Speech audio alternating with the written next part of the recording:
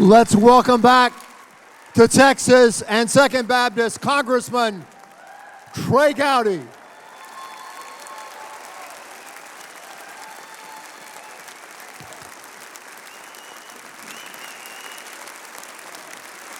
And thank you for editing that. I think I may have used a couple of words that got me a phone call from my mom after some of that. So thank you for the editing process. I love being here. This is like home for me. So thank you for letting me come back. Hey. Trey, tell them how we met and unfortunately how long we've known each other. So. Well, my father gave me a choice. He said, you can go to the Citadel, which is a single-gender military school in South Carolina, or you can go to work. And at the time, I did not appreciate the virtues of single-gender education, getting up early, wearing a uniform, or having short hair. So I got my pastor to talk him into letting me go to Baylor. And I did not know a soul when my dad dropped me off in Waco, Texas. I still remember I had this wooden box with all my belongings in it. My dad pulls off in the pickup truck, and I'm waiting on Penland Hall to open, and the first person I met was Benjamin Blake Young. It just so happens that he had a South Carolina connection, so we hit it off, and then I tell people he was my roommate. I was not assigned to live in his room, but I spent more time in his room my freshman year. We were yelling at Ted Koppel on television more than anything else. Yes. So for you young people, television is something that it's in a box. Yes. And it was black and white. Do you remember it was black and white. But I thought you were the richest man I knew because nobody else had a television in their room. It was loaded, man. Yeah, that's hilarious.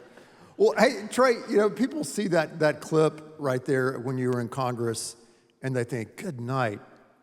That Trey Gowdy, he's a pit bull. Are you that way all the time? Is that just, you're always in that attack mode, always pugnacious? And more like a Pomeranian, probably. Yeah. More like one of the little dogs you carry in your purse, yes. I think. You caught, I was there 8 years, and that was probably 45 to 60 seconds of 8 years. So those issues I did care a lot about. I was a homicide prosecutor. I always viewed what happened in Libya as a homicide investigation. That's just how I viewed it. 4 people lost their lives. And to this day, I can't tell you their politics. I didn't care about their politics. But I was a little naive to view it as a homicide prosecution or investigation because everything in that town is politicized. Department of Justice I care very much about. The lady is blindfolded for a reason. She's not supposed to see the race, the gender, the political orthodoxy of whoever's in front of her. What you don't see is the other 99.9% of life up there where for the most part, all of us got along and we just found something in common to talk about. We didn't go to what we disagreed on. We actually went and found something we agreed on, and most of us got along really well most of the time.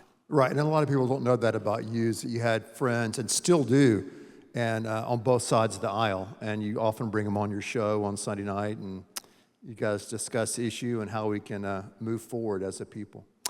Some of my worst days, both when I was there and, I've had bad days since I left, although not as many, I get just as many texts from people who would never vote for me. And I actually consider it a compliment that somebody is willing to be my friend even though they would not vote for me. And I know that sounds weird, but they shouldn't vote for me. We have a different view of the size and scope of government. We have a different view of the role of government in our lives. They should not vote for me. But I would trust them with the most precious things I have in life. And so I actually consider it a compliment that they would be my friend, but yet they don't want me to be their voice in Washington. Right. It doesn't bother me one bit. Right. Well, I know you know this, but we have an election coming up in a few days. We do. I've been so caught up with college football. I didn't know that. That's the truth. So a lot of people are saying this is the most important election of our lifetime. And I feel like we hear that every 4 years. Yeah, every election is the most important one because it's the only one you can do anything about. I've been hearing that probably since my father said it, I guess, when Carter ran the first time. And I mean, every time it can't be the most important. They're all important. I mean, this one is really consequential because the country is divided. It's a 50-50 country. I don't want to die in a 50-50 country. There's a reason we call ourselves the United States of America. So it is important, but so was the last one, and so was the one before that, and so will the next one be. This is the only one you can do anything about. So almost de facto, it is the most important one. What do you think we can do as a church and as Christians throughout the United States to decrease that 50-50 divide, if anything? You know, Ben, I had two things on my bucket list. Number one, don't die. That was the number one thing on my bucket list, don't die. The second thing on my bucket list was to take my wife to Israel. I went when I was 17, but she had never been. And so we went, and we are literally standing in the spot. You're the theologian, I'm not. But they said, this is the spot where Jesus asked, who do they say that I am? And my wife said, why don't you read the Bible while we're here? You read that passage. And then she said, no, you have the Bible turned upside down. Honey, you got to turn it the right way, and this is the verse. So yeah, I believe that. What I'm sitting there wondering is, what if that question were reversed? What if Jesus were to say, who do they say that you are? Who do your friends say that you are? Would your friends run to your faith, or would they run to your politics, or would they run to your college athletic preference? Who do people say that you are? So I like to ask, are you a Republican or a Democrat who attends church? Or are you a believer who participates in the political process? Your identity tells me a lot. How you view yourself, how you describe yourself. I'll give you Tim Scott's a perfect example. Right. I am a Christian who happens to be conservative, and oh, by the way, you may have noticed I am black. That is how he describes himself. But he starts with his faith. So if we don't want to die in a 50-50 country, I would do what Tim and I did, which is find someone who doesn't look like us, vote like us, think like us, and develop a relationship with them. It's hard to hate someone you know. Yeah. Number two, I would embrace grace. Grace for people that you disagree with. The notion that we would have fractured families sitting around the Thanksgiving table, that relationships would be broken. Like, I was a homicide prosecutor, Ben. That's worth getting upset about. You know, losing a loved one, committing a crime against someone, that's worth getting upset about. The fact that this person votes in a different primary from the one that we do, I'm not saying be best friends, I'm just saying grace. And then I would like to see us engage a little more in persuasion and a little less in let me go find people who already believe exactly what I believe and hang out with them, because I've never learned anything from someone who doesn't know more than I do. I've never learned a thing. Yeah. How did you stay out of trouble those 8 years when you were in D.C.? I mean, you were in trouble, but you were out of trouble. Stay out of trouble? Yeah, how did you stay out of trouble? Primarily, I hung around the Mormons and Tim Scott, and you're not going to get in any trouble. I mean, when the most interesting thing is whether or not Jason Chaffetz is going to drink a cup of coffee or not. I mean, that's. I mean, I don't drink. I lived in my office. I was on the last plane to town and the first plane out of town. I don't even think I wore my pen my last 6 years. Right. It was never my identity. Yeah. I want people to say he was a good prosecutor and he was fair. Yeah. I don't care whether people even know that I was in Congress, honestly. Right. So when I watched the first debate, my big takeaway from the first presidential debate between Biden and Trump was the whole golf debate, right? That was what captured me. Right? I know all the politics stuff, but the golf debate, who's the better golfer? And I don't know if you've played golf with Biden, but I know you've played with Trump. And is Trump good? And what is he like? Good. What is he like on the golf course, Trey? He's a lot of fun. We all have friends in life who both provide the question and the answer. And so riding in the golf cart is a lot like that. He is going to ask the question, and then when you begin to answer it, he will provide the answer too. So there's not a lot of work to be done when you're riding in the golf cart with him. Yeah. He will take you to the top of a golf hole and say, "Is this the most beautiful golf hole you've ever seen?" And you begin to say something complimentary about the golf hole, and then he answers it for you. So no heavy lifting. He is very good. I mean, it's hard to think of him as being 78 years old. I mean, I'm 60 and everything on me hurts. He was our age when we met, when we were born. Right.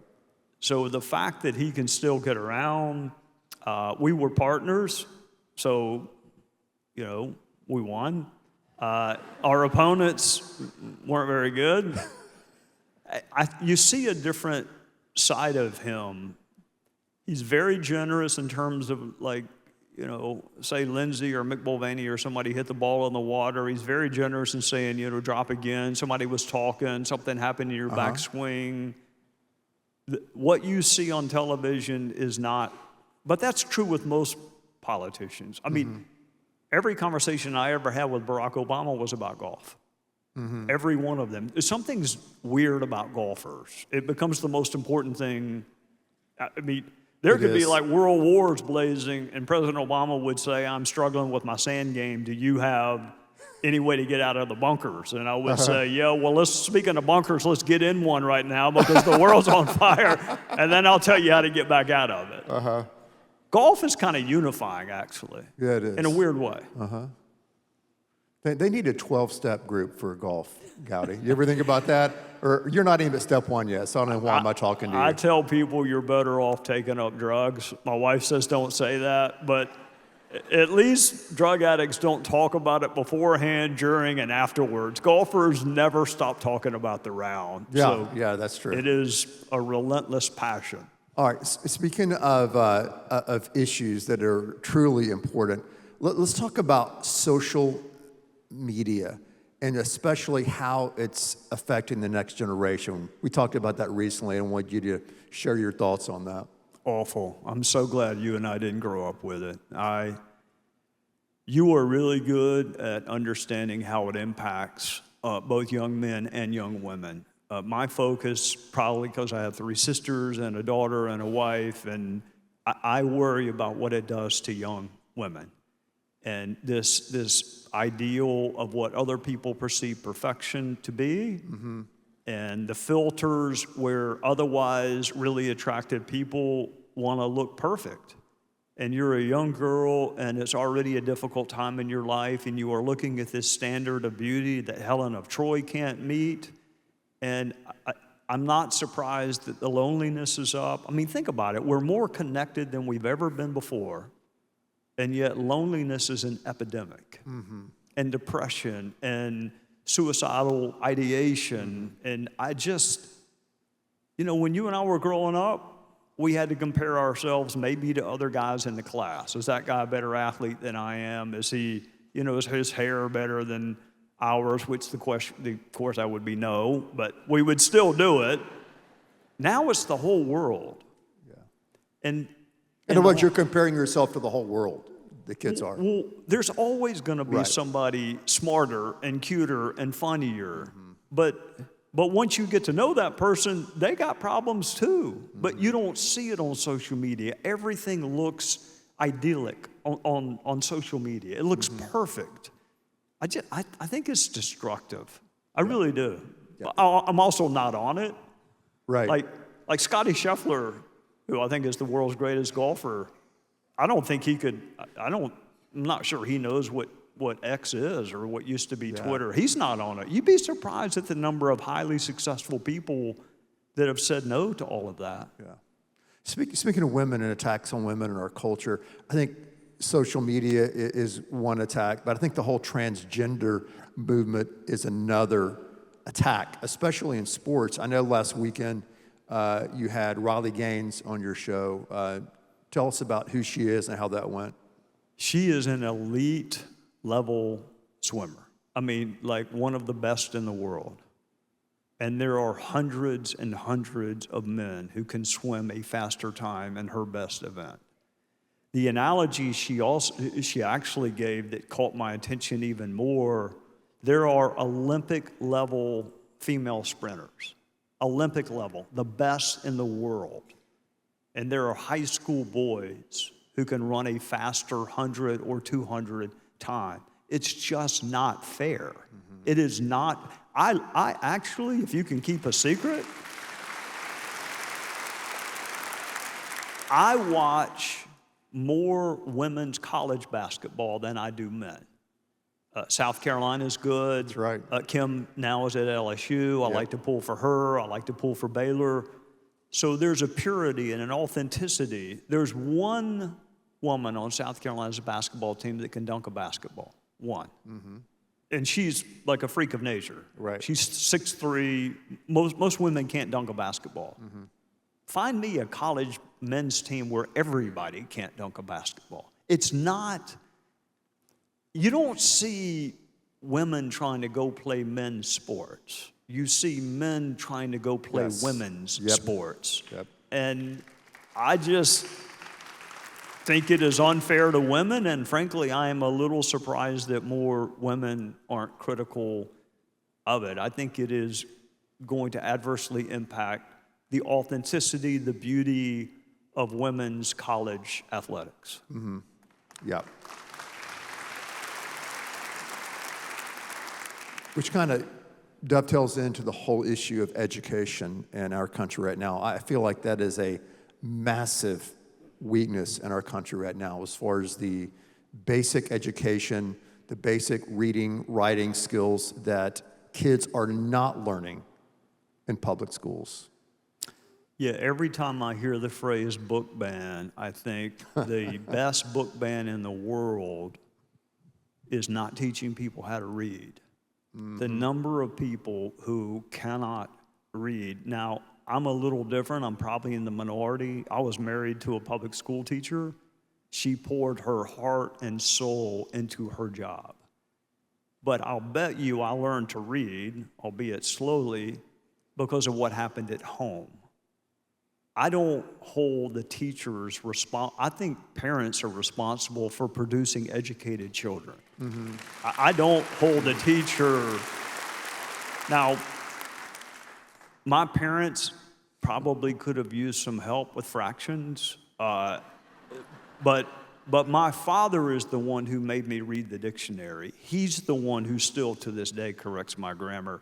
He's the one that said you can watch 30 minutes of television a week, not a day, a week. And so I sat there and would read the encyclopedia as a kid growing up.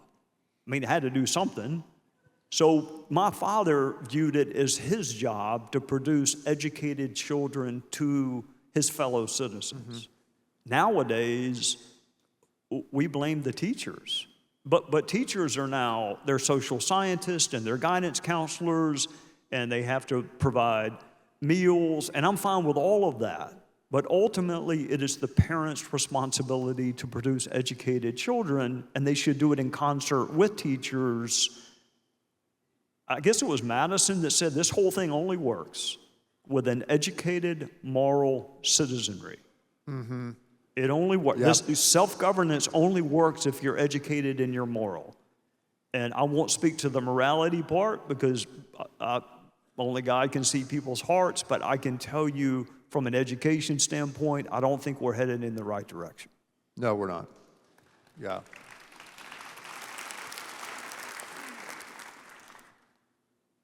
When you were in D.C., and even now on your show, you have a chance to interact with a lot of influential people. I know that one of the folks you had a chance to meet and get to know was actually a singer, Bono, who's the lead singer of U2. Tell us about Bono and your interactions with him and what you took away from that. I refer to him as an Irish poet. I think he would appreciate being referred to as that more than arguably the lead singer of the greatest rock band that's ever been. My friends that were important in D.C., I was never important, but I had friends that were. They knew that I liked him. I'm very thankful that John Boehner didn't know who U2 was. So Boehner would say, you can come meet with him if you want to. I don't know who he is. He wanted to go meet with some guy named Frank Sinatra, which would have been a challenge. So Paul Ryan was into music that I've never heard of before. So he wasn't as interested in meeting with Bono. I met with him once.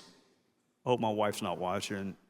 Maybe the most charismatic person I've ever been around in my life. He knows more about the subject matter than anybody in the room. He has this self-deprecatory sense of humor.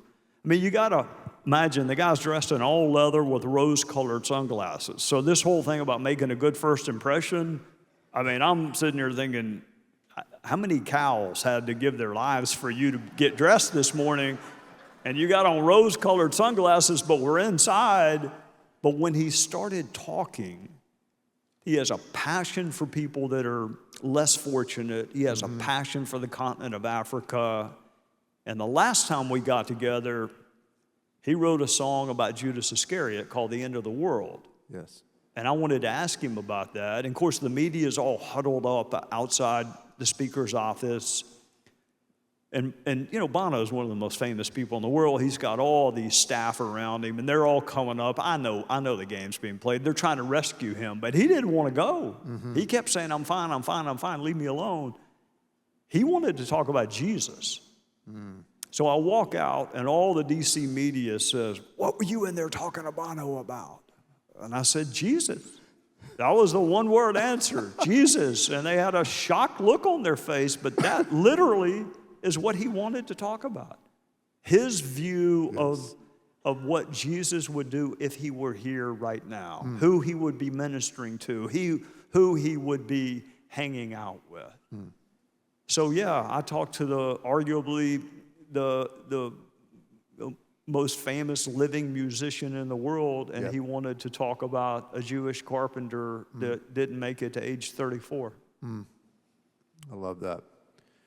Tell us about this election. I know this time of the year we get really hyped up in our culture, not just in the culture, but also in the church world as well. And we just put so much on who wins in a few days from now.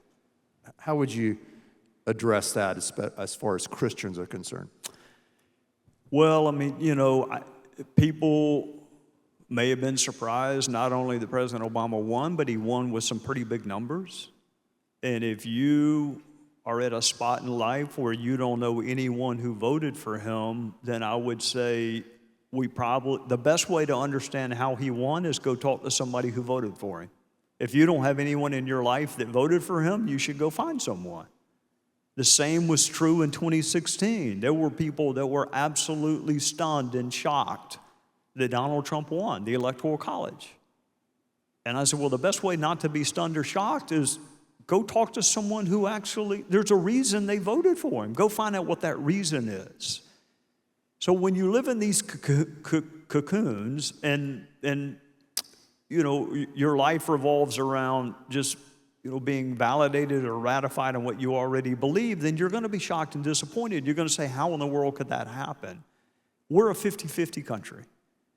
So that's the bad news. The good news is I don't think the American people are 50-50. I flew out here. I guarantee you I had a choice, the person sitting beside me on the plane. What we all do is we go find what we have in common. Children, grandchildren, sports, something that we can survive the next 2.5 hours and have some commonality. Politics just does away with what we have in common and says, let's find what we disagree on and make a ton of money off of it and get people angry and get them agitated at night and get them thinking the world's about to end. The American people, we just survived a hurricane. It's one thing to see neighbors helping neighbors. It's another thing to see strangers helping strangers without regard to race, socioeconomic status. I was in line for probably 3 hours to fill up the car with gas. No one once said, hey, what's your politics? We had a common desire to survive. So I think the American people are in a better spot than our politics is. We just have to get our elected leaders to be more like us and us be less like them, if that makes sense. It's good. Well, Trey, I wanted you to know that we here at Second Baptist love you. We pray for you. We believe in you when you were serving in D.C. and now that you're have this show that's impacting so many people, that we really believe in you and believe in what you do to make a difference for the Lord and also for our country. And we appreciate you being here today because you're an incredibly busy guy. So well, thank you for being here. I'm going to move my letter here then because no one at my church has ever said that about me before. So I'll see y'all next Sunday. I'll be sitting right down there. You got a deal. Thank you. Trey Gowdy.